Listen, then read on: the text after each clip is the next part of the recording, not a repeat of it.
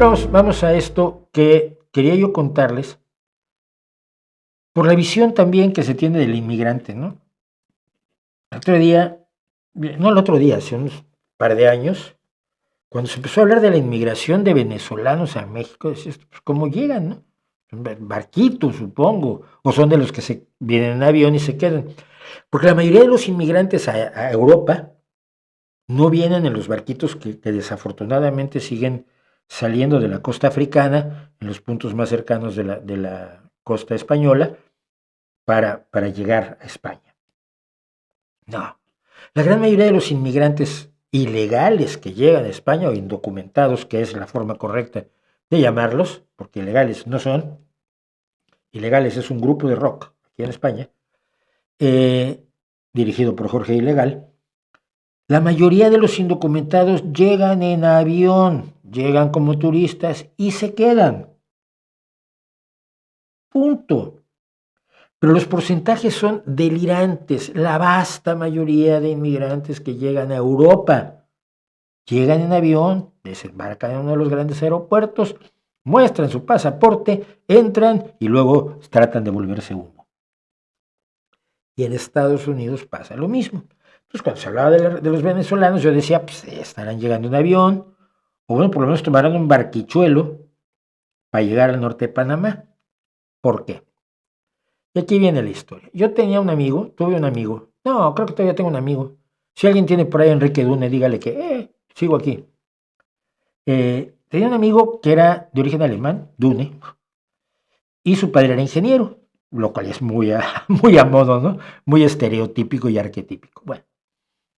Y la familia, cuando estábamos en primero de preparatoria, a los 16 añitos, había llegado a México de Panamá, donde el padre había estado trabajando con, me parece que con el Banco Interamericano de Desarrollo, para hacer la carretera panamericana en el cacho que faltaba. La carretera panamericana es eso que ustedes ven allí. Es una carretera que supuestamente empieza en la bahía de Prudhoe, en Alaska, y recorre toda América hasta llegar a Ushuaia, que es el punto más extremo al sur de Chile, en la Patagonia. Es un sistema de carreteras de unos 17.848 kilómetros que vincula a casi todos los países del continente americano con un tramo unido de carretera y que fue concebida en la Quinta Conferencia Internacional de los Estados Americanos en 1923 e inaugurada en 1935. Pero hay aquí un cuadrito amarillo, fíjense bien, hay un cuadrito amarillo. Y ese cuadrito amarillo contiene una cosa que se llama el Darién, o el tapón del Darién, como me contaba mi amigo. Entonces, mi amigo Enrique me contaba que habían estado en Panamá y que su padre había estado trabajando tratando de construir la carretera cruzando el Darién, que llamaban el tapón del Darién, y que pues, había regresado porque se había acabado el dinero del Banco Interamericano de Desarrollo, y allí no se podía hacer una carretera porque tú cortabas la maleza, ponías asfalto, te ibas a dormir, cuando regresabas en la mañana la selva se había vuelto a comer tu trabajo y había levantado el asfalto, porque es una de las selvas más feraces, más vivas, más brutales y más feroces del planeta. Es esta zona, el tapón del Darién, que es, aquí está la frontera entre Colombia y Panamá, porque por ponerla, como ellos le podrían poner la forma que quieran, es tierra de nadie. No puedes hacer una carretera a través de eso. Es una selva que tiene todas las características que tienen las bonitas selvas tropicales de América Latina, multitud de animales venenosos de todo tipo, falta de condiciones adecuadas para la supervivencia humana, aunque hay algunos grupos humanos, por supuesto, que sobreviven allí, y es la selva más lluviosa del mundo. Una de las razones por las que puede crecer tan notoriamente en pocos días es precisamente por eso. Es una selva brutal donde hay cero servicios y ahora además hay grupos delictivos. ¿Y por qué hay grupos delictivos? Bueno, porque aquí, si ustedes ven, está Colombia y un poquito más allá al noreste está Venezuela, que ha expulsado a 8 millones de ciudadanos. Y la gente, esos inmigrantes que Trump considera que han sido traídos de las cárceles y de los psiquiátricos de los países latinoamericanos, esa gente llega allí a Colombia, a donde empieza la parte verde, y cruza a pie el tapón del Darién. Cada día, tratan de cruzar el Darién 1,600 personas que se están jugando la vida para huir de las condiciones en las que están y tratar de conseguir un trabajo mal pagado de 10 horas diarias, 7 días a la semana, en los campos que dan de comer a los estadounidenses. Y encima son los criminales. Y por supuesto, con el cruce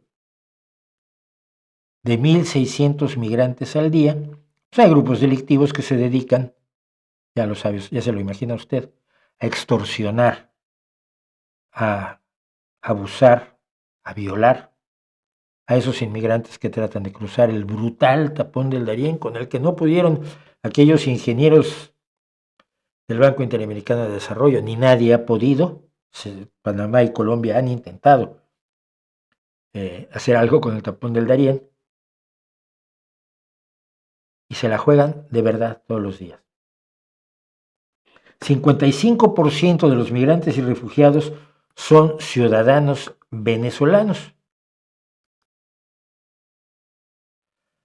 seguidos por 14% de haitianos, 14% de ecuatorianos, además de ciudadanos chinos, no sé cómo, colombianos e hijos de haitianos nacidos en Chile y Brasil.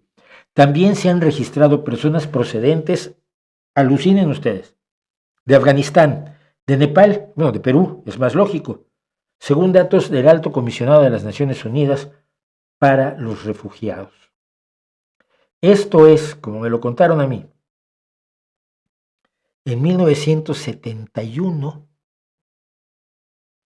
el infierno, el verdadero infierno selvático. Ríete tú de las películas de Tarzán y ríete tú del Amazonas incluso. Migrantes que crucen el Darién serán multados con $5,000. Eso ya es. Esto recuerda tanto aquel chiste de se prohíbe cruzar la autopista a pie, los sobrevivientes serán multados. Porque no sobreviven todos. Y vean en qué condiciones. Esto no es gente que vaya con la ropa y los materiales adecuados para cruzar una selva feroz. Van como yo me voy a tomarle fotos al partido de base baloncesto de mi hijo los sábados.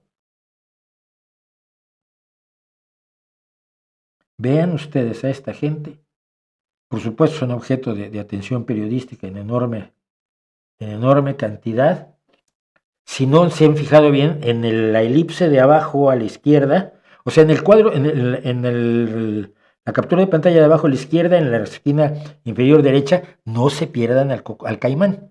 No es un cocodrilo. Los cocodrilos existen, por supuesto, en Egipto, en el, en el Nilo, y lo que hay aquí son caimanes de tamaños considerables también.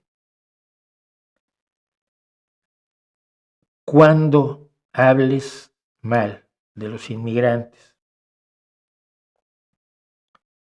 acuérdate que esta gente ha cruzado la selva más difícil del mundo para luego seguir subiendo por todo Centroamérica, que no es un paseo, llegar a México a ser presas de los narcotraficantes, de los delincuentes, de la Guardia Nacional, del Ejército, de la policía de cada uno de los estados que tienen que cubrir y de quien se ponga a tiro para llegar un día a la frontera de Estados Unidos con la esperanza de tener una vida mejor.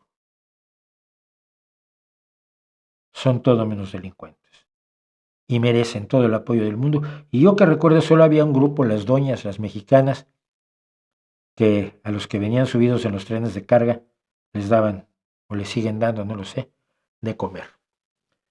El tapón del Darién para mí fue una leyenda desde que era yo pequeño, y me es absolutamente asombroso ver gente con una gorra, una camiseta, unos pantalones, sin botas, probablemente en sandalias, en guaraches o cuando mucho en unos zapatitos deportivos, cruzando cruzando aquel infierno.